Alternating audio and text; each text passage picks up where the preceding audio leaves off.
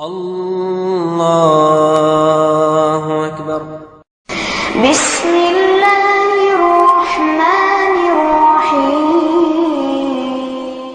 شهر رمضان الذي أنزل فيه القرآن هدى للناس وبينات من الهدى والفرقان۔ اعوذ باللہ من الشیطان الرجیم، بسم اللہ الرحمن الرحیم۔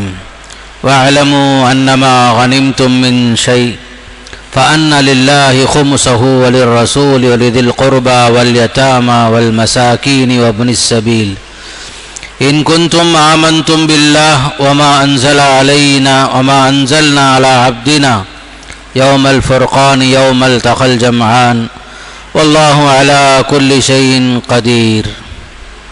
جان لو کہ تم جس قسم کی ہو جو کچھ غنیمت حاصل کرو اس میں سے 5واں حصہ تو اللہ کا ہے اور رسول کا اور قرابت داروں کا، یتیموں، مسکینوں کا اور مسافروں کا ہے، اگر تم اللہ پر ایمان لائے ہو اور اس چیز پر جو ہم نے اپنے بندے پر اس دن اتارا ہے، جو دن حق اور باطل کی جدائی کا تھا، جس دن دو فوجیں بھڑ گئی تھیں۔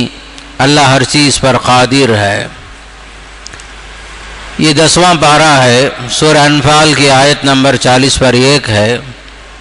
ان آیتوں میں اللہ تعالیٰ نے مال غنیمت کی تقسیم کا معاملہ خود سے حل فرمایا، جبکہ کل بتایا میں آپ کو سورہ انفال کے شروع میں صحابہ میں اختلاف پیدا ہوا۔ کچھ نوجوان سمجھ رہے تھے کہ مال غنیمت ہم نے جمع کیا وہ ہمارا ہے، کچھ بوڑھے لوگ جو ہے وہ سمجھ رہے تھے کہ ہم نے جو ہے کفار کو بھگا کر کے، خاص کر کے میدان جنگ سے ان کو دور کر دیا تو اس میں ہمارا بھی حصہ ہے۔ کچھ وہ صحابہ بھی تھے جنہوں نے اللہ کے رسول کی جنگ بدر میں آپ کی جان کی حفاظت فرمائی، وہ لوگ اپنا بھی حق مانگ رہے تھے۔ تو 3 طرح کے لوگ تھے، 3 طرح کی خیالات تھے۔ اس پر اللہ تعالیٰ نے وہاں فرما دیا قُلِ الْأَنْفَالُ لِلَّهِ وَالرَّسُولِ کہ مال غنیمت اللہ اس کے رسول کا ہے۔ پھر یہاں جو ہے اس مال غنیمت کی تقسیم کا معاملہ سامنے آیا، فرمایا کہ مال غنیمت میں 5واں حصہ اللہ کے رسول کا ہے، آپ کے رشتہ داروں کا ہے، یتیموں، مسکینوں، مسافروں کا ہے، باقی 4 حصے جو ہیں مجاہدین کے لیے ہیں۔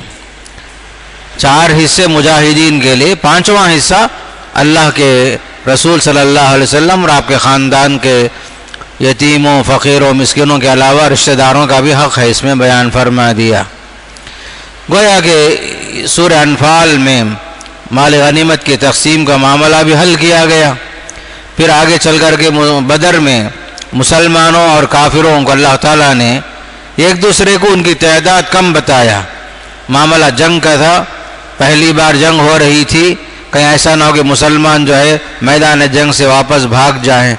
اللہ تعالیٰ نے ان کے آنکھوں میں کفار کو کم سے کم دکھایا اور کافروں کو بھی جو ہے مسلمانوں کی تعداد کم بتایا تاکہ لڑائی ہو حق اور باطل کے درمیان۔ اسی کو یوم الفرقان کہا گیا، حق اور باطل کے مابین جنگ ہو، حق کا غلبہ ہو اور حق جو ہے غالب آ جائے اور مسلمانوں کو غلبہ نصیب ہو۔ اللہ تعالیٰ نے خاص طور پر اس میں قریش کو، جو جنگ بدر میں بڑے بڑے سردار جو آئے تھے، تقریباً بڑی تعداد قریش کے سرداروں کی خاص کر کے اس میدان جنگ میں مارے گئے، انہیں قتل کیا گیا، بہت سارے قیدی بنائے گئے، 70 لوگ قیدی بنائے گئے، 70 لوگ مارے گئے۔ باقاعدہ جو ہے قیدیوں کو فدیہ دے کر انہیں چھوڑنے کی بات آئی، بلکہ وہ لوگ جن کے پاس فدیے کے لیے کچھ نہیں تھا ان سے کہا گیا کہ وہ مسلمانوں کے بچوں میں سے یہ کہ قیدی 10 بچوں کو تعلیم دے۔ اس سے خود معلوم ہوتا ہے تعلیم کی اہمیت کتنی ہے۔ دیکھو، جس کے پاس فدیہ دینے کے لیے کچھ نہیں ہے قیدیوں میں سے، وہ مسلمانوں کے 10 بچوں کو تعلیم دے۔ اس طریقے سے معاملہ حل کیا گیا اور مسلمانوں کے لیے تعلیم کا بھی انتظام ہوا ان قیدیوں کے ذریعے سے۔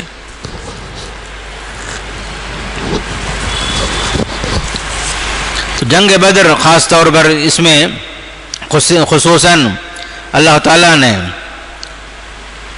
اپنے رسول کی مدد فرمائی، اور اہل ایمان سے کہا گیا کہ تم کو اللہ کی مدد چاہیے تو تمہارے لیے 4 چیزوں کو اپنانا پڑے گا۔ پہلی چیز، میدان جنگ میں ثابت قدم رہ کر لڑنا پڑے گا۔ دوسری چیز، اللہ تعالیٰ کو جنگ کے دوران بھی کثرت سے یاد کرنا ہوگا۔ تیسری چیز، اختلافات سے بچنا ہوگا۔ اور آخری چیز، صبر کے ساتھ میدان جنگ میں رہنا ہوگا، تب تمہیں جو ہے جنگ میں غلبہ نصیب ہوگا، تم کامیاب ہو جاؤ گے۔ تو اہل ایمان کو اللہ تعالیٰ نے خصوصاً ان تمام باتوں کے ساتھ جنگ میں غالب آنے کے لیے اللہ تعالیٰ نے خصوصاً تعلیمات دی۔ یا ایھا الذین آمنوا اذا لقیتم فئۃ فاثبتوا واذکروا اللہ کثیرا۔ میدان جنگ میں بھی جو ہے ثابت قدم رہ کر کے اللہ کو کثرت سے یاد کرنے کا حکم آیا، اور یہ بھی فرمایا کہ تم جو ہے کثرت سے اللہ کو یاد کرو، تم کامیاب ہو جاؤ گے۔ اور یہ بھی فرمایا اللہ اس کے رسول کی اطاعت کرو، اطیعوا اللہ ورسولہ ولا تنازعوا، اختلاف نہ کرو۔ جہاں بھی اختلاف آتا ہے معاملہ جو ہے شکست سے دوچار ہو جاتا ہے، آدمی کمزور ہو جاتا ہے اختلافات کی وجہ سے۔ اسی لیے کہا اختلافات نہیں ہونی چاہیے، ورنہ تم کمزور پڑ جاؤ گے، تمہاری ہوا اکھڑ جائے گی۔ صبر سے کام لو، اللہ تمہارے ساتھ ہے، بیان فرمایا۔ پھر اللہ تعالیٰ نے سورہ انفال کے آخر میں اہل ایمان کے لیے خاص طور پر یہ بھی تعلیمات سے نوازا کہ میدان جنگ میں خاص کر مشرکین کے لیے شیطان جو ہے خاص کر سراقہ بن مالک کے انداز میں آیا، سراقہ بن مالک کے انداز میں آ کر کے اس کی شکل میں آ کر مشرکین کو خوب جو ہے اکسا رہا تھا۔ میں تمہارے ساتھ ہوں، وَإِنِّي جَارٌ لَكُمْ، میں تمہارا پڑوسی ہوں، میں تمہارا دوست ہوں، جم کے لڑو آپ لوگ، آج مسلمانوں کو جو ہے صفحہ ہستی سے مٹا دو۔ خاص کر کے شیطان نے میدان جنگ میں بھی جو ہے مشرکین کو خوب ورغلایا، لیکن اللہ تعالیٰ نے اہل ایمان کی مدد فرمائی جبریل امین کے ذریعے سے اور فرشتوں کی فوج کے ذریعے سے۔ فرشتوں کی فوج نازل ہوئی خاص کر جنگ بدر میں، مسلمانوں کے غلبے کے پیچھے اللہ کی مدد تھی۔ اللہ کی مدد کیسے؟ خاص کر فرشتوں کے ذریعے سے اللہ تعالیٰ نے اہل ایمان کی مدد فرمائی۔ پھر اسی کے ساتھ ساتھ اہل ایمان کو یہ تعلیم دی گئی کہ اگر مشرکین تمہارے ساتھ بدعہدی کرتے ہیں، وعدہ خلافی کرتے ہیں، تو تم کو جو ہے ان کے ساتھ عہد نامہ توڑنے کی پوری اجازت ہے۔ وَإِمَّا تَخَافَنَّ مِنْ قَوْمٍ خِيَانَةً فَانبِرْ إِلَيْهِمْ عَلَىٰ سَوَاءٍ، تم اپنے وعدے پر قائم ہیں، لیکن فریق ثانی جو ہے وعدے پر قائم نہیں ہے، بدعہدی کرتا ہے، رشتہ توڑتا ہے، وعدہ خلافی کر رہا ہے، تم بھی جو اس کے عہد نامے کو توڑ دو فرمایا۔ اس لیے کہ اللہ تعالیٰ خیانت کرنے والوں کو پسند نہیں کرتا۔ جنگ کی مکمل تیاری کرنے کا بھی حکم دیا اللہ تعالیٰ خاص کر کے۔ میدان جنگ میں یا اس سے پہلے ہی اہل ایمان کو ایک خاص تعلیم یہ دی گئی، اگر وہ مشرکین صلح پر آمدہ ہوں تو آپ بھی ان سے صلح کر لو۔ وَإِن جَنَحُوا لِلسَّلْمِ فَاجْنَحْ لَهَا، اگر وہ صلح پر آمدہ ہوں تم بھی صلح کر لو، اکڑنے کی ضرورت نہیں، ہر حال میں لڑ کر ہی رہیں گے ایسا کوئی ضروری نہیں ہے۔ اگر وہ جھکتے ہیں، معاہدے کے لیے تیار ہیں، صلح کے لیے تیار ہیں، جنگ کے لیے تیار نہیں ہیں، صلح کر لو آپ لوگ بھی۔ وَإِن جَنَحُوا لِلسَّلْمِ فَاجْنَحْ لَهَا وَتَوَكَّلْ عَلَى اللَّهِ، اللہ پر بھروسہ رکھو، یقیناً اللہ تعالیٰ جو ہے تمہاری باتیں سنتا بھی ہے، جانتا بھی ہے، بیان فرمایا۔ اللہ تعالیٰ نے نبی کریم صلی اللہ علیہ وسلم کو تسلی دیتے فرمایا، یا ایھا النبی حسبک اللہ ومن اتبعک من المؤمنین، اے نبی اللہ آپ کے لیے کافی ہے، آپ کے لیے بھی کافی ہے، اور جنہوں نے آپ کی پیروی کی اہل ایمان میں سے ان کے لیے بھی کافی ہے۔ یعنی اللہ کی نصرت آپ کے ساتھ ہے قدم قدم پر۔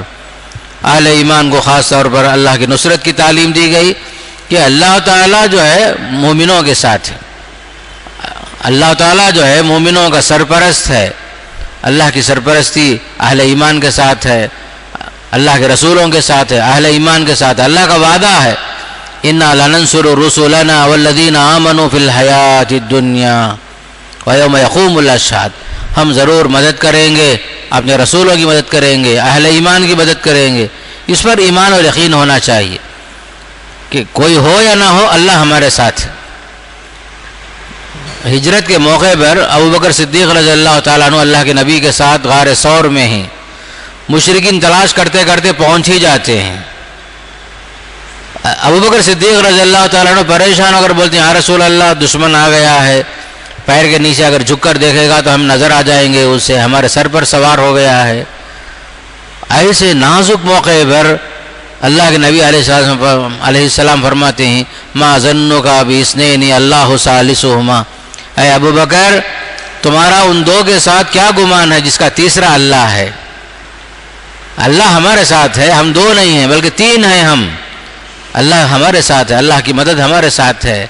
ایسا ہی ہوا، دشمن آیا بھی، تلاش بھی کیا، جہاں موجود تھے وہاں پر قریب تک بھی پہنچ کر کے پہچان نہیں سکا، تلاش نہیں کر سکے، جبکہ ہجرت کے موقع پر اللہ کے نبی علیہ السلام کو تلاش کر کے لانے زندہ یا مردہ، زندہ لاؤ یا مردہ لاؤ، 100 اونٹ جو انعام میں رکھا گیا تھا مشرکین کی طرف سے، وہ 100 اونٹ کی لالچ میں بہت سارے لوگ نکلے تھے اللہ کے نبی کو تلاش کر کے لے کر آئیں گے بول کر، جبکہ لوگ اس غار میں، اس پہاڑ میں قریب میں پہنچنے کے باوجود اندھے بن کر واپس چلے گئے، اس لیے کہ اللہ جس کی مدد کرنا چاہتا ہے کوئی اسے پکڑ نہیں سکتا۔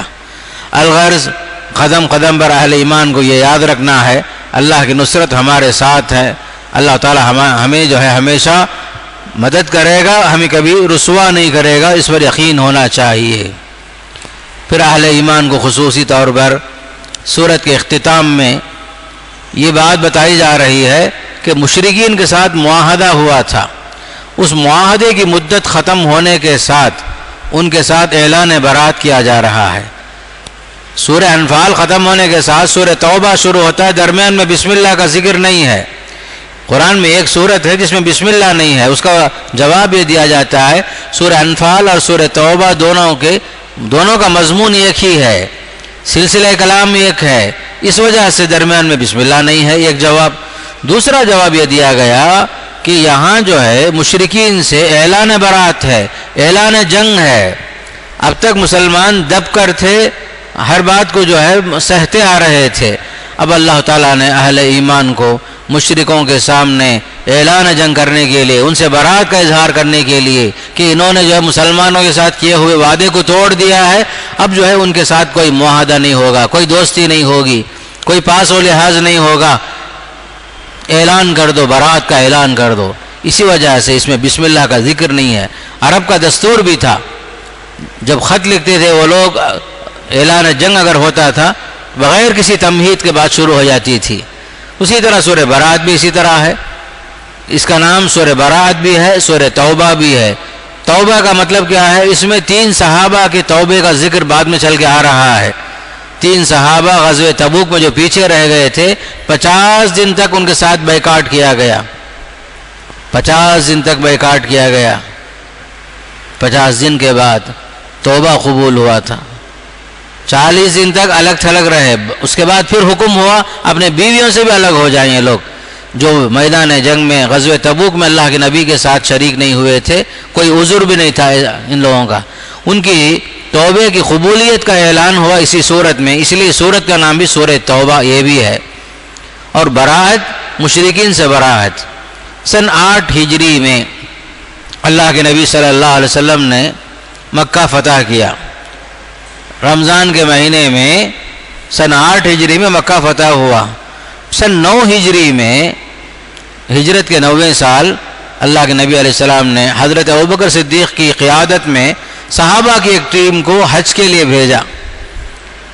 امیر الحج جو ہیں حضرت ابوبکر صدیق رضی اللہ تعالیٰ عنہ، ان کے جانے کے فوراً بعد یہ آیتیں نازل ہوئی تو حضرت علی رضی اللہ تعالیٰ عنہ کو ساتھ میں بھیجے، جاؤ جا کر کے حج کے موقع پر یہ اعلان پڑھ کے سنا دو، وَأَذَانٌ مِّنَ اللَّهِ وَرَسُولِهِ إِلَى النَّاسِ يَوْمَ الْحَجِّ الْأَكْبَرِ أَنَّ اللَّهَ بَرِيءٌ مِّنَ الْمُشْرِكِينَ وَرَسُولُهُ، اللہ اس کے رسول کی طرف سے لوگوں کو بڑے حج کے دن صاف صاف اطلاع ہے، اللہ مشرکوں سے بیزار ہے اور اس کا رسول بھی بیزار ہیں، اگر اب بھی تم توبہ کر لو تو تمہارے حق میں بہتر ہے، اعلان جنگ ہے ورنہ تمہارے ساتھ۔ حضرت علی رضی اللہ عنہ کے ذریعے سے یہ اعلان، برات کا اعلان پڑھ کر سنانے کے لیے بھیجے گئے حضرت علی۔ دوسرا اعلان اس میں یہ بھی تھا، اس وقت تک مشرکین طواف کر رہے ہیں، لیکن آئندہ سال کوئی حج میں مشرک نہیں آئے گا، آئندہ سال کوئی مشرک طواف نہیں کرے گا، کعبۃ اللہ میں داخل نہیں ہوگا، کوئی حج نہیں کرے گا۔ اس زمانے میں مشرک حج کو آتے تھے باقاعدہ، سن 9 ہجری تک، یہاں تک قابل برداشت ہے، بلکہ مشرکین جو ہے مرد اور عورتیں کعبۃ اللہ کا طواف ننگے ہو کر کرتے تھے بغیر کپڑے کے۔ سب سے زیادہ رسوائی کی بات یہ تھی۔ حضرت علی کے ذریعے سے اعلان ہو گیا، بول دو آئندہ سال کوئی مشرک طواف کرنے کے لیے، حج کے لیے نہیں آئے گا، کوئی ننگا مرد یا عورت طواف نہیں کریں گے، اسی لیے کہ آئندہ سال یعنی 9 کے بعد 10 ہجری کو اللہ کے نبی علیہ السلام حج کرنے والے تھے۔ گویا کہ آپ کے حج کو آنے سے پہلے ہی یہ سارے زمانے جاہلیت کے رسم و رواج ختم کیے جا رہے ہیں۔ مشرکانہ طور طریقے، ادب سے ہٹ کر جو طریقہ تھا کعبۃ اللہ کے اندر، ان سب کو ختم کیا گیا۔ کہا گیا کہ آئندہ سال کوئی مشرک طواف پر نہیں آئے گا، حج نہیں کرے گا، اور جو ہے ان کے ساتھ اعلان برات ہے۔ 4 مہینے کی مدت دی جا رہی ہے، جن کی مدت پہلے سے ختم ہو گئی ہے وہ تو ختم ہو گئی، جن کی مدت باقی ہے ان کو مدت پورا کرنے کے لیے ٹائم دیا جا رہا ہے 4 مہینہ بس۔ اس کے بعد یہ لوگ مشرکین جو ہیں جزیرۃ العرب سے باہر نکل جائیں گے، یا تو اسلام میں رہنا پڑے گا یا تو جو ہے جزیرۃ العرب سے باہر نکلنا پڑے گا۔ اہل کتاب کو اگر رہنا ہے، اپنے دین پر رہنا ہے، تو جزیہ دے کر رہنا پڑے گا، ٹیکس دے کر رہنا پڑے گا، یا تو اسلام یا تو جزیہ یا تو لڑائی کے لیے تیار ہو جاؤ۔ خاص کر یہود و نصارہ سے کہا گیا، مشرکین کے سے یا تو اسلام قبول کرو یا تو لڑائی کے لیے تیار ہو جاؤ۔ یہاں تک سورہ برات کے اندر یہ اعلان ہو گیا، سورت نازل ہوئی، مسلمانوں کا پلڑا بھاری ہو گیا، مکہ فتح ہو گیا۔ مکہ فتح ہونے کے ساتھ قرب و جوار کے طائف کا علاقہ، بڑے بڑے قبیلے سب اسلام میں آ گئے مکہ فتح ہونے کے بعد۔ وَرَأَيْتَ النَّاسَ يَدْخُلُونَ فِي دِينِ اللَّهِ أَفْوَاجًا، فوج در فوج، قبیلہ قبیلہ اسلام میں آتے چلے گئے، یہاں تک کہ اللہ کے نبی علیہ السلام جو ہے جب حج کو جاتے ہیں اس وقت 1 لاکھ سے بڑھ کر صحابہ کرام آپ کے ساتھ حج میں شریک تھے۔ اعلان کا فائدہ کیا ہوا؟ آپ کے ساتھ کوئی مشرک طواف نہیں کیا، آپ کے ساتھ کوئی ننگا مرد یا عورت طواف نہیں کرتے تھے۔ اس زمانے میں کیوں طواف کرتے تھے ننگے ہو کر؟ ان کا خیال کیا تھا؟ دماغ دیکھو ان لوگوں کا کیسا تھا۔ جس کپڑے سے گناہ ہوا ہے وہ کپڑا حرم شریف میں پہن کر جانے کے لائق نہیں ہے، اس لیے وہ کپڑے کو نکال کے باہر رکھ دو۔ مادرزاد ہو کر کے باقاعدہ آ کر طواف کرتے تھے ننگے ہو کر، اس طرح کے خیالات تھے۔ ان تمام چیزوں کو ختم کیا گیا اور خالص طور پر اسلام کو قبول کرنے کی دعوت دی گئی۔ مشرکین سے 2 آپشن، یا تو اسلام قبول کرو یا جو قتال کے لیے تیار ہو جاؤ، اور اہل کتاب سے کہا گیا یا تو اسلام قبول کرو یا جزیہ دے کر رہو، ٹیکس دے کر رہو، ہم تمہاری جان و مال کی حفاظت کریں گے، یا تم قتال کے لیے تیار ہو جاؤ۔ اس طریقے سے سورہ برات کے ساتھ یہ ساری باتیں سامنے آ گئی۔ پھر اور ایک بات کہی گئی اہل ایمان سے، جنگ کے دوران بھی کیوں نہ ہو، اگر کوئی مشرک آپ کے پاس مسجد میں داخل ہو رہا ہے، قرآن سننا چاہتا تو اجازت دے دو، اسے پناہ دے دو۔ وَإِنْ أَحَدٌ مِّنَ الْمُشْرِكِينَ اسْتَجَارَكَ فَأَجِرْ، اگر کوئی مشرک پناہ طلب کرتا ہے پناہ دے دو۔ اگر وہ قرآن سننا چاہتا ہے قرآن سننے دو اسے، پھر اس کے بعد اسے ٹھکانے تک پہنچا دو اس کو۔ گویا کہ قرآن سننے کی اگر کوئی خواہش کرے تو ہم اسے روک نہیں سکتے، چاہے وہ جنگ کی حالت ہو یا امن کی حالت ہو۔ آج بھی کوئی مشرک مسجدوں میں قرآن سننے کے لیے آنا چاہتے ہیں، باقاعدہ پاؤنڈ ہو کر کے آ کر ایک طرف کنارے بیٹھ کر قرآن سننے کی اجازت ہے ان کو۔ میں پہلے سورہ آل عمران میں ایک بات بتانا بھول گیا آپ لوگوں کو، نجران کے عیسائی جو آئے تھے، ان کے نماز کا وقت جب آیا، مدینہ منورہ میں جب وہ لوگ آئے تھے، اللہ کے نبی علیہ السلام نے مسجد نبوی میں ہی کہا کہ تمہارے اپنے نماز کے وقت میں تم جو ہے اس نماز اپنی عبادت کر لو، بول کر آپ نے اجازت دے دی۔ اسلام کسی کے مذہب یا اس کے طور طریقے میں رکاوٹ نہیں بنتا۔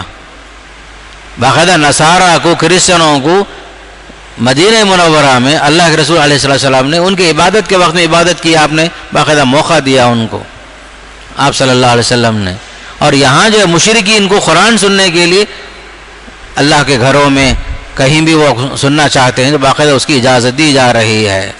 پھر آگے چل کر کے مشرکین کا جو خیال تھا کہ ہم کعبۃ اللہ کے متولی ہیں، ہم کعبۃ اللہ کے متولی ہیں، ہم مینٹیننس ہم کرتے ہیں، حاجیوں کو پانی ہم پلاتے ہیں، زمزم ہم پلاتے، حاجیوں کو ستو ہم کھلاتے ہیں، یہ سب سمجھ رہے تھے کہ ہم جو ہے کعبۃ اللہ کے مستقل متولی رہیں گے، ہم کعبے کی چابی ہمارے پاس رہے گی اور کعبہ جو ہے اس کے رکھوالے ہم لوگ ہیں، سمجھ رہے تھے.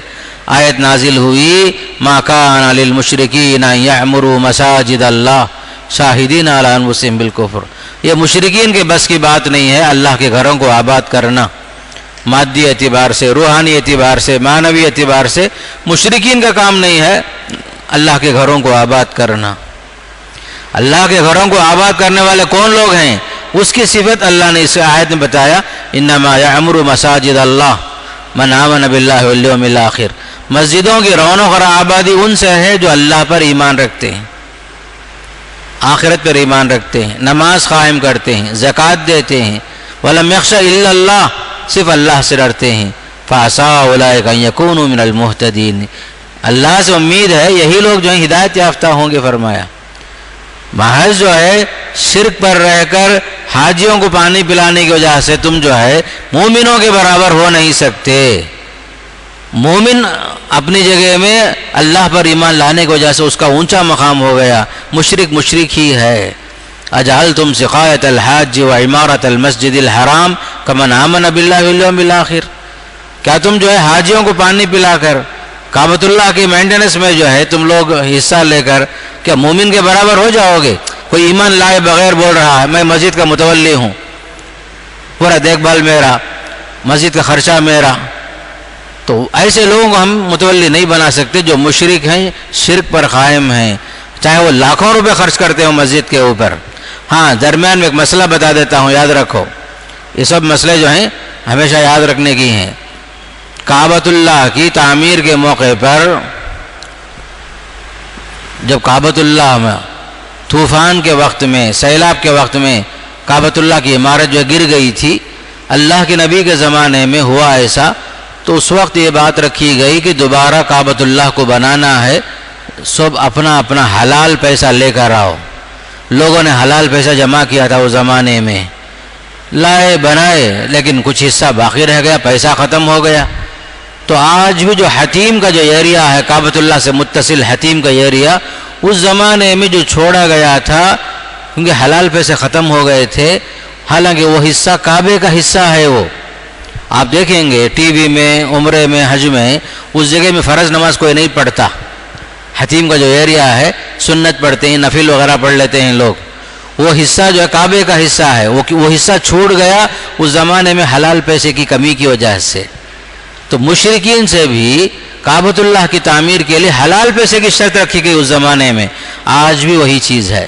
مثال کے طور پر مسجد حفیظیہ کے لیے کوئی مشرک چندہ دینا چاہتا ہے، لے سکتے ہیں بشرطے کہ اس کی کمائی حلال کی ہو، شراب کی آمدنی، جوئے کی آمدنی، حرام کی آمدنی یہ نہ ہو. اگر اس کا بزنس صحیح بزنس ہے، اسلامی طریقے سے کوئی جو ہے حرام کمائی نہیں ہے اس کے اندر، تو مشرک کا چندہ لیا جا سکتا ہے مساجد کی تعمیر میں بھی، بشرطے کہ وہ پیسہ حلال کا ہو، حرام بزنس نہ ہو. سود کے پیسے، شراب کے پیسے یا جو ہے حرام چیزوں کی تجارت کے پیسے نہیں ہونا چاہیے. آج بھی یہ چیز باقی ہے. تو اللہ کے گھروں کو آباد کرنے کے لیے حلال پیسہ ہی اس زمانے سے لے کر آج تک استعمال ہوا، استعمال ہوتے رہے گا. اسی لیے زکوٰۃ کے پیسے کو ہم مسجد کے لیے استعمال نہیں کرتے، اس لیے کہ زکوٰۃ کے بارے میں کیا آیا، یہ میل کچیل ہے. 2.5% جو مال نکلتا ہے زکوٰۃ کی شکل میں، وہ میل کچیل ہے. اللہ کا گھر پاکیزہ گھر، پاکیزہ گھروں میں میل کچیل کو استعمال نہیں کر سکتے، چاہے پیشاب خانہ ہی کیوں نہ ہو، مسجدوں کا پیشاب خانہ ہی کیوں نہ ہو. تو الغرض وہ زمانے سے لے کر آج تک کعبۃ اللہ ہو یا کوئی اور مسجد ہو، اللہ کا گھر، سب کے لیے حلال پیسے استعمال کیے گئے. اور اس کے متولی وہی تھے جو اللہ پر ایمان رکھتے تھے، آخرت پر ایمان رکھتے، نماز پڑھتے تھے، زکوٰۃ دیتے تھے۔ اللہ سے ڈرنے والوں کو جو ہے باقاعدہ مسجدوں کی حفاظت کا ذمہ جو دیا گیا باقاعدہ قرآن کی روشنی میں۔ پھر آگے چل کر کے اللہ تعالیٰ نے اہل ایمان سے یہ بھی فرمایا اگر یہ مشرک توبہ کر لیتے ہیں شرک سے، نماز قائم کرتے ہیں، زکوٰۃ دیتے ہیں، وہ تمہارے دینی بھائی ہوئے۔ فَإِن تَابُوا وَأَقَامُوا الصَّلَاةَ وَآتَوُا الزَّكَاةَ فَإِخْوَانُكُمْ فِي الدِّينِ۔ 90 سال بھی اگر کوئی آدمی شرک میں گزار دیا بھائی، آخری ٹائم میں اسلام میں آ گیا، توبہ کر لیا، شرک سے توبہ کر لیا، باقاعدہ جو ہے مسلمان بھائی ہو گیا، صف اول میں اسے بھی کھڑنے کی اجازت ہے۔ آپ یہ نہیں بولنا 90 سال کے بعد مسلمان ہوا نا، میں جو ہے 90 سال سے مسلمان ہوں، یہ آج مسلمان ہوا، میں پرانا مسلمان، فلاں نیا مسلمان ہے، نہیں۔ ہمارے مسجدوں میں کسی بنیاد پر تقسیم نہیں ہوتی نیا مسلمان پرانا مسلمان، جو پہلی صف میں آ گیا، پہلی حاضری میں آ گیا، اس کے لیے وہ جگہ ہے۔ جبکہ مندروں کا حال آج ایسا ہو گیا، درشن کو جانے والے جو ہے باقاعدہ اگر رشوت کے ذریعے سے اگر چاہیں تو بغیر کسی لائن کے بھی پہلی صف میں جا کے کھڑے ہو جا سکتے پجاری کے پاس، لیکن مسجد میں یہ کام نہیں ہوتا۔ مسجد اللہ کا گھر، جو پہلے آ گیا اس کا پہلا حق ہو جاتا ہے۔ اسی لیے فرمایا فَإِن تَابُوا وَأَقَامُوا الصَّلَاةَ وَآتَوُا الزَّكَاةَ، اگر یہ توبہ کر لیں، زکوٰۃ دے دیں اللہ کے مال میں سے، فَإِخْوَانُكُمْ فِي الدِّينِ، تمہارے وہ دینی بھائی ہو جاتے ہیں۔ فرمایا اسی صورت کے اندر دوسری ایک جنگ ہے، جنگ حنین کا ذکر آ رہا ہے۔ جنگ حنین میں مسلمان دیگر جنگوں کے مقابلے میں تعداد میں بہت زیادہ تھے، مسلمانوں کے اندر ایک فخر آ گیا، آج ہم مشرکوں کے مقابلے میں کبھی بھی اتنے زیادہ نہیں تھے، آج جتنا زیادہ ہیں ہم لوگ بول کر فخر میں آ گئے، غرور میں آ گئے۔ نتیجہ کیا ہوا؟ مسلمان جیتی ہوئی جنگ ہار گئے۔ اللہ نے بتایا کثرت اور قلت کی بنیاد پر جنگ میں جیتنے کا معاملہ نہیں ہے، اللہ کی نصرت اصل چیز ہے۔ اللہ مدد کرتا ہے تو آپ کامیاب ہوتے ہیں۔ آپ تعداد میں زیادہ ہیں اس وجہ سے غالب آئیں گے، ایسا نہیں۔ تعداد میں کم ہیں آپ ناکام ہو جائیں گے، ایسا نہیں ہے، بلکہ اللہ کی نصرت سے کامیابی ملتی ہے۔ کم من فئۃ قلیلۃ غلبت فئۃ کثیرۃ باذن اللہ۔ جنگ حنین میں وہی ہوا، مسلمان جو ہے جیتی ہوئی جنگ ہار گئے، پھر اللہ تعالیٰ نے سکون نازل فرمایا اپنے نبی کے اوپر، فرشتوں کو نازل فرمایا، پھر مسلمانوں کو غلبہ نصیب ہوا جنگ حنین میں۔ یہ بھی ایک بڑا اہم سبق، تمہاری کثرت تعداد تمہارے کامیابی کے لیے کافی نہیں ہے، اللہ کی مدد یہی اصل چیز ہے، بتا دیا۔ پھر تیسری ایک جنگ کا ذکر ہے سورہ توبہ میں، جنگ تبوک۔ روم کے بارے میں اللہ کے نبی کو اطلاع ملی کہ روم والے جو ہیں اللہ کے نبی صلی اللہ علیہ وسلم پر مدینے پر حملہ کرنا چاہتے ہیں۔ روم کا بادشاہ جو ہے جنگ کی تیاری کر رہا ہے۔ آپ کو اس زمانے میں خفیہ ایجنسی کے ذریعے سے اطلاع مل گئی۔ اللہ کے نبی علیہ السلام نے حالانکہ مدینے سے دور کا سفر تھا، باقاعدہ جنگ کی تیاری فرمائی، صحابہ کو جمع کیے، گرمی کا زمانہ، کھجوروں کے پکنے کا زمانہ، صحابہ کرام نے لبیک کہہ کر باقاعدہ سفر کی تیاری شروع کر دی۔ آپ صلی اللہ علیہ وسلم کے ساتھ ایک بڑی تعداد سفر میں نکلے، اس میں سے 3 صحابی جو ہیں جنگ میں پیچھے رہ گئے۔ منافقین تو عذر، بیکار عذر کے ساتھ پیچھے رہے، لیکن حضرت کعب، حضرت ہلال بن امیہ، مرارہ بن ربیع، یہ تینوں صحابی جو ہیں جنگ میں پیچھے رہ گئے، محض کسی عذر کے بغیر ہی صحیح، بس سوچتے رہے کہ کل جائیں گے، کل جائیں گے، کل جائیں گے، یہاں تک کہ اللہ کے نبی تبوک بھی گئے، واپس بھی آ گئے۔ درمیان میں اللہ کے نبی پوچھتے تھے کہاں بھائی کعب بن مالک آئے گا، ہلال بن امیہ آئے گا، مرارہ آئے گا، پوچھتے تھے اللہ کے نبی صلی اللہ علیہ وسلم۔ اتنے میں یہ لوگ مدینہ واپس پہنچ بھی گئے۔ اللہ کے نبی جنگ کو گئے تھے، وہ لوگ اللہ کے نبی کی آمد پر بھاگ گئے۔ وہ لوگ جنگ تو نہیں ہوئی، لیکن مسلمانوں کا ایک اثر رسوخ، ایک رعب طاری ہو گیا وہاں پر۔ وہاں کے علاقے جو ہیں مسلمانوں کے انڈر میں آ گئے بغیر کسی جنگ کے۔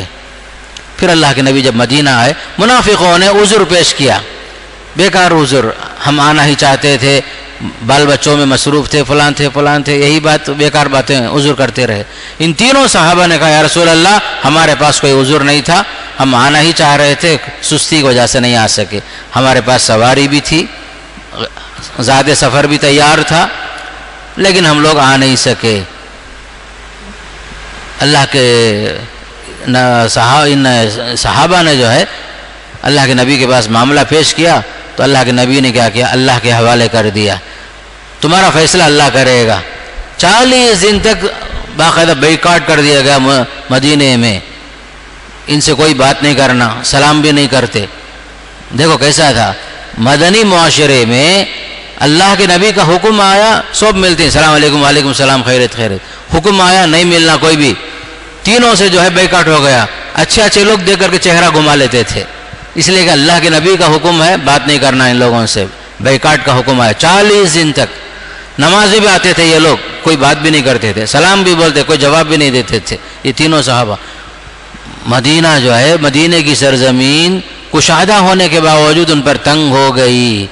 پھر 40 دن ہونے کے بعد پھر دوسرا حکم آیا، کہو کہ یہ لوگ اپنی بیویوں سے جدا ہو جائیں، الگ ہو جائیں. بیوی سے بھی الگ ہو گئے. مرارہ بن ربی، ہلال، یہ سب بیچارے گھر میں دونوں جو ہیں عمر والے تھے، گھر میں بیٹھ کر روتے رہے. حضرت کعب ذرا نوجوان آدمی تھے، آتے تھے جاتے تھے، لیکن اچھے اچھے لوگ دیکھ کر کے نظر گھما لیتے تھے. اس لیے کہ اللہ کے نبی نے فرمایا رشتہ ہونے کے باوجود کوئی جو ہے بات نہیں کرتا تھا آپ سے. 50 دن عذاب کے انداز میں گزرا. 50ویں دن جو ہے کعب بن مالک کسی پہاڑ کے اوپر نماز پڑھ رہے تھے، کہیں اپنے کام میں مشغول تھے. 50ویں دن آیت نازل ہوئی وَعَلَى الثَّلَاثَةِ الَّذِينَ خُلِّفُوا، وہ 3 حضرات جن کا معاملہ مؤخر کیا گیا تھا، اللہ تعالیٰ نے ان کے توبے کو قبول فرما لیا. یہ آیت نازل ہوئی. اب جو ہے حکم رسول آنے کے ساتھ ہر آدمی بھاگ رہا ہے تینوں کو خوشخبری سنانے کے واسطے. یا کعب ابشر، یا کعب ابشر، کعب بن مالک خوش ہو جاؤ، خوش ہو جاؤ، تمہاری توبہ قبول ہو گئی. جو خوشخبری سنانے واسطے آئے تھے حضرت کعب کے پاس، حضرت کعب نے کیا کیا؟ سجدے میں گر گئے، شکریہ کا سجدہ ادا کرنے کے لیے، سجدے شکر ادا کرنے کے لیے. جو قمیص پہنے تھے نہیں وہ نکال کر کے دے دیے جو خوشخبری جو سنایا اس شخص کو. پھر مدینہ آئے، اللہ کے رسول کے پاس آئے، مسجد نبوی میں آئے، سب نے جو ہے مبارکبادی پیش کی، سب نے جو ہے پرتپاک انداز سے ان کا استقبال کیا. یہ ہے اصل چیز. اللہ کے نبی کا حکم جو ہے جب آتا ہے، ملنے کا حکم آیا سب ملتے ہیں، رکنے کا حکم آیا رک جاتے ہیں، خوشخبری کا حکم آیا سب جا کے خوشخبری دے رہے ہیں، بیوی سے جدا ہو جا حکم آتا ہے الگ ہو جاتے ہیں. یہ ہے خاص کر کے اللہ کے رسول صلی اللہ علیہ وسلم کے صحابہ کے اندر اطاعت اور فرما برداری کی مثال. اور یہ لوگ ایسے سچے تھے، آیت نازل ہو گئی یا ایھا الذین آمنوا اتقوا اللہ کونوا مع الصادقین. یہ لوگ سچے لوگ تھے، اے ایمان والو اللہ سے ڈرو، سچے لوگوں کے ساتھ ہو جاؤ. قیامت تک یہ آیت پڑھی جائے گی اور ان لوگوں کو سچا شمار کیا جائے گا. جبکہ منافقین کو جو ہے غزوہ تبوک میں اچھی طریقے سے ان کے منافق ہونے، ان کے جھوٹے ہونے کی واضح مثال مل گئی، جبکہ اچھے لوگ، سچے لوگ جو ہیں ہمیشہ کے لیے سچے ہو گئے. اس دوران حضرت کعب بن مالک جو 50 دن جو پورے نہیں ہوئے تھے نا، درمیان میں قرب جوار کا بادشاہ جو ہے شاہی خط لکھ کر بھیجتا ہے، اے کعب تمہارے ساتھی یعنی محمد نے تمہارے ساتھ اچھا نہیں کیا، تمہارے ساتھ اچھا سلوک نہیں کیا، آپ ہمارے پاس آ جاؤ، ہم تمہاری عزت کریں گے، تمہارا مقام بلند کریں گے، تمہارے مرتبے کو اونچا کریں گے. حضرت کعب سمجھ گئے مصیبت کے اوپر اور ایک مصیبت آئی ہے، آزمائش میں اور ایک آزمائش آئی ہے. وہ شاہی خط آیا، شاہی فرمان آنے کے ساتھ کعب بن مالک نے کیا کیا؟ وہ خط، بادشاہ کا خط پھاڑ کر کے چولہے میں ڈال دیے. بولے یہ مصیبت کے اوپر اور ایک مصیبت، آزمائش آئی ہے، دشمن یہ چاہتا ہے کہ اس موقع سے فائدہ اٹھائے. تو حضرت کعب نے کہا نہیں نہیں نہیں، اللہ کے نبی نے ہمارے اوپر کوئی ظلم نہیں کیا، غلطی ہماری ہے، ہم لوگ جنگ سے پیچھے رہ گئے، ہٹا کٹا نوجوان تھا میں، میرے پاس جوان اونٹ بھی تھے، توشا بھی تھا، کھجور موجود تھے، سفر کا سامان تھا، پھر بھی میں پیچھے رہ گیا سستی کی وجہ سے. تو حضرت کعب جو ہے اور وہ اور ان کے دونوں ساتھی، یہ تینوں جو ہے تینوں کامیاب ہوئے. سورہ توبہ کے اندر ان لوگوں کو صادقین فرمایا، سچے لوگ ہیں، ان کے توبے کو اللہ نے قبول کر لیا. تو اللہ تعالیٰ کے نیک بندے اسی طرح ہوتے ہیں، خاص کر کے جب یہ لوگ جو ہیں سچائی پر قائم رہے، نتیجے میں اللہ نے قیامت تک کے لیے ان کو سچوں میں شمار کر دیا۔ سورہ توبہ کے اندر ایک چیز بیان کی جا رہی ہے، خاص کر منافقوں کی صفت کیا ہے۔ منافق جو ہیں مرد اور عورتیں، جن کا ظاہر کچھ اور ہے، باطن کچھ اور ہے، زبان پر کلمہ ایمان ہے، دل میں کفر چھپا ہوا ہے، آستین کے سانپ بنے ہوئے ہیں یہ لوگ۔ یہ منافقین مدینے میں کیا تھے؟ آستین کے سانپ تھے یہ لوگ، موقع کے حساب سے ڈنگ مارنا چاہتے تھے، کبھی جنگ میں جاتے آدھے راستے میں واپس آ جاتے تھے، مسلمانوں کے اندر مختلف فتنے فساد برپا کرتے تھے منافقین۔ ان کی صفت قرآن بیان کرتا ہے، بھلائی سے روکنا، برائی کا حکم دینا، یأمرون بالمنکر وینہون عن المعروف ویقبضون ایدیہم، اللہ کے راستے میں خرچ کرنے کے بجائے ہاتھ روک لیتے ہیں یہ لوگ۔ ان کی خصلت اچھی نہیں ہے، مسلمانوں کی کسی بھی کامیابی سے خوش نہیں ہوتے یہ لوگ، مسلمانوں کی کسی بھی کامیابی سے خوش ہونے والے نہیں ہیں یہ لوگ، ہمیشہ مسلمانوں کے خلاف سوچتے رہتے۔ بلکہ اس سے بڑھ کر سورہ توبہ کے آخر میں فرمایا یہ لوگ کیسے خطرناک تھے، ذرا دیکھ لو۔ آخری بات بول رہا ہوں کہ مدینے میں ان لوگوں نے مسجد نبوی سے ہٹ کر ایک مسجد بنائے، مقصد کیا تھا؟ اسلام اور اہل اسلام کے خلاف دشمنوں کے لیے ہتھیار جمع کرنا، دشمنوں کا ساتھ دینا۔ نام مسجد، اندر سے کیا ہے؟ وہ پورا خفیہ طور پر ہتھیار جمع کر کے اسلام اور مسلمانوں کو نقصان پہنچانا۔ اللہ کے نبی جب تبوک سے واپس آ رہے تھے، آپ کے ذریعے سے چاہتے تھے کہ مسجد کا افتتاح ہو جائے، ہم مسجد بنائے ہیں، آپ آ کر کے نماز پڑھا دیجئے تاکہ ہمارے لوگ جو ضعفاء ہیں، بیمار لوگ ہیں، ضعیف لوگ ہیں، نماز پڑھ لیں گے وہ لوگ۔ حالانکہ مقصد وہ نہیں تھا۔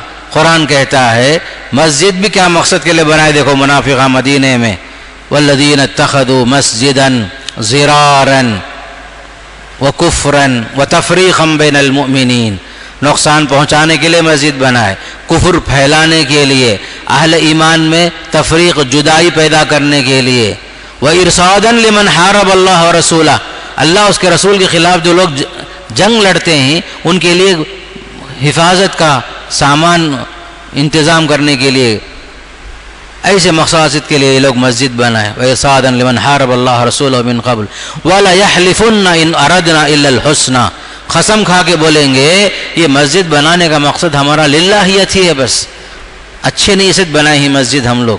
وَاللَّهُ يَشْهَدُ إِنَّهُمْ لَكَاذِبُونَ، اللہ گواہ ہے یہ لوگ جھوٹے لوگ ہیں۔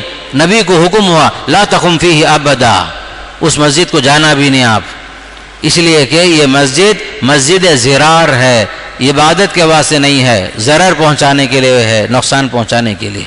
اللہ کے نبی کو وحی آئی، اللہ کے نبی جب مدینہ آ گئے تبوک سے، اس مسجد کو توڑنے کا اللہ کے رسول نے صحابہ کو حکم دے دیا۔ صحابہ گئے، پورے مسجد کو جو ہے توڑ کر کے پورا مسمار کر دیے۔ ایسی مسجدیں بھی بنتی تھی اللہ کے رسول کے زمانے میں، آپ کی موجودگی میں، اس کا ذکر سورہ توبہ میں موجود ہے۔ اللہ کے نبی صلی اللہ علیہ وسلم کے ساتھ آپ کی زندگی میں منافقوں نے بہت کچھ نقصان پہنچایا، مسلمانوں کو لڑانے کی کوشش کیے، کفر کو پھیلانے کی کوشش کیے، مسلمانوں کے راز کو عام کر کے پھیلانے کی کوشش کیے، یہ سب بڑے مقاصد تھے۔ اللہ تعالیٰ نے تب ان مشرکوں کو، منافقوں کو، یہودیوں کو، سب کو اللہ نے ذلیل اور رسوا کر دیا۔ غلبہ جو ہے اسلام کا ہوا، یہاں تک کہ مکہ فتح ہوا۔ مکہ جو ہے مسلمانوں کے لیے، کعبۃ اللہ کی چابیاں مسلمانوں کے ہاتھ میں آ گئی، اللہ کے نبی صلی اللہ علیہ وسلم کے لیے غلبہ نصیب ہوا۔ یاد رکھو حق ہمیشہ غالب آتا ہے، اگرچہ کہ بظاہر کہیں حق کے ساتھ لوگ کم بھی ہوں گے، حق کمزور ہوتے ہوئے نظر بھی آئے گا، لیکن ہمیشہ ایسا نہیں رہے گا، حق غالب آ کے رہے گا، اور باطل بظاہر دیکھنے میں تعداد میں لاکھوں میں لوگ کیسے بھی کیوں نہ ہو، لیکن باطل پسپا ہو کر رہے گا، ذلیل ہو کر ہی رہے گا۔ اسی لیے اللہ نے فرمایا یریدون لیطفئوا نور اللہ بافواہہم واللہ متم نورہ ولو کرہ الکافرون۔ بہرحال ان آیات کے اندر بڑے سبق آموز واقعات بیان کیے گئے ہیں۔ اللہ تعالیٰ نے اس خاص کر سورہ توبہ کے اندر منافقوں، یہودیوں، نصارہ مشرکین، ان سب کے ساتھ دوستی ختم کر کے مسلمانوں کو آپس میں بھائی بھائی بن کر رہنے کی مستقل تعلیمات سے نوازا۔ والمومنون والمومنات بعضهم اولیاء بعض، مومن آپس میں ایک دوسرے کے دوست ہوتے ہیں، بھلائی کا حکم دیتے ہیں، برائی سے روکتے ہیں، نماز قائم کرتے ہیں، نیکی کے کام میں آگے بڑھتے ہیں۔ یقیمون الصلاۃ ویؤتون الزکاۃ ویطیعون اللہ ورسولہ، وہ اللہ اس کے رسول کی اطاعت بھی کرتے ہیں۔ اولئک سیرحمہم اللہ، فرمایا اللہ تعالیٰ جو ہے ایسے ہی لوگوں پر ان قریب جو ہے رحم بھی فرمائے گا۔ اس طریقے سے اللہ تعالیٰ نے سورہ توبہ کے اندر اپنے وعدے کے ساتھ فرمایا کہ ایسے ہی لوگوں پر جو آپس میں ایک دوسرے کے دوست بن کر رہیں گے، ایمان کی بنیاد پر جمع ہوں گے، ایمان کی بنیاد پر جدا ہوں گے، ایسے لوگوں کے ساتھ اللہ کی نصرت ہوگی بول کر اللہ تعالیٰ نے ان کا اپنے کلام میں بیان فرمایا ہے۔ اللہ تعالیٰ ہم سب کو جو ہے کلمے کی بنیاد پر آپس میں مل جل کر رہنے، اتفاق اور اتحاد کے ساتھ جینے کے اللہ توفیق نصیب فرمائے۔ اللہ تعالیٰ جب تک رکھے قرآن کی خدمت کرنے کی توفیق بھی نصیب فرمائے۔ وصلی اللہ تعالیٰ علی سیدنا محمد والحمد للہ رب العالمین۔